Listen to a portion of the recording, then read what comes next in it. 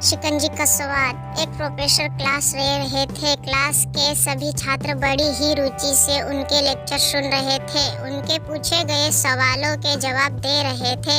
लेकिन उन छात्रों के बीच कक्षा में छात्र ऐसा भी था जो चुपचाप और गुमसुम बैठा हुआ था। प्रोफेसर ने पहले ही दिन उस छात्र को नोटिस कर लिया, लेकिन कुछ नहीं बोले।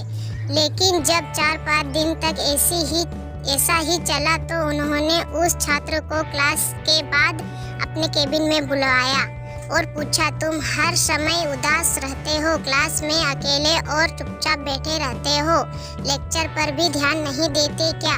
क्या बात है? कुछ परेशानी है क्या?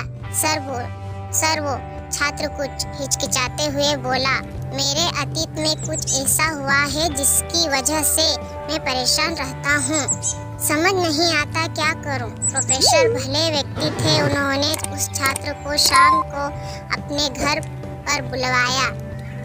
शाम को जब छात्र प्रोफेसर के घर पहुंचा तो प्रोफेसर ने उसे अंदर बुलाया, बिठाया, फिर स्वयं किचन में चले गए और शिकंजी बनाने लगे। उन्होंने जानबूझकर शिकंजी में ज़्यादा नमक डाल दिया।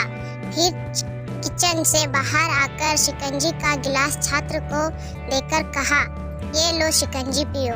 छात्र ने गिलास हाथ में लेकर जैसे ही एक घूंट लिया, अधिक नमक के स्वाद के कारण उसका मुंह अजीब सा बन गया।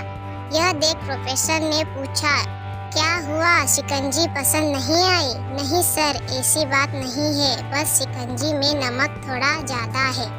छात्र बोला, अरे अब तो ये बेकार हो गया, लाओ गिलास मुझे दो, मैं इसे फेंक देता हूँ। प्रोफेसर ने छात्र से गिलास लेने के लिए अपना हाथ बढ़ाया, लेकिन छात्र ने मना करते हुए कहा, नहीं सर, बस नमक ही तो ज़्यादा है, थोड़ी चीनी और मिलाएंगे तो स्वाद ठीक हो जाएगा।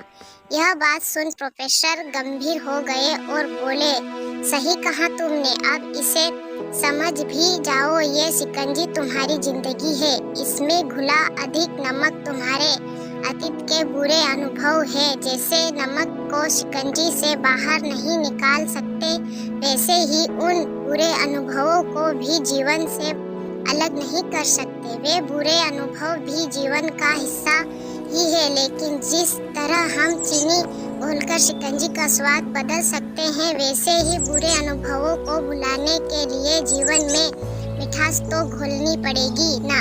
इसलिए मैं चाहता हूँ कि तुम्हें अब अपने जीवन में मिठास घोलो। प्रोफेसर की बात छात्र समझ गया और उसने निश्चय किया कि अब वह बीती बातों से परेशान नहीं होगा।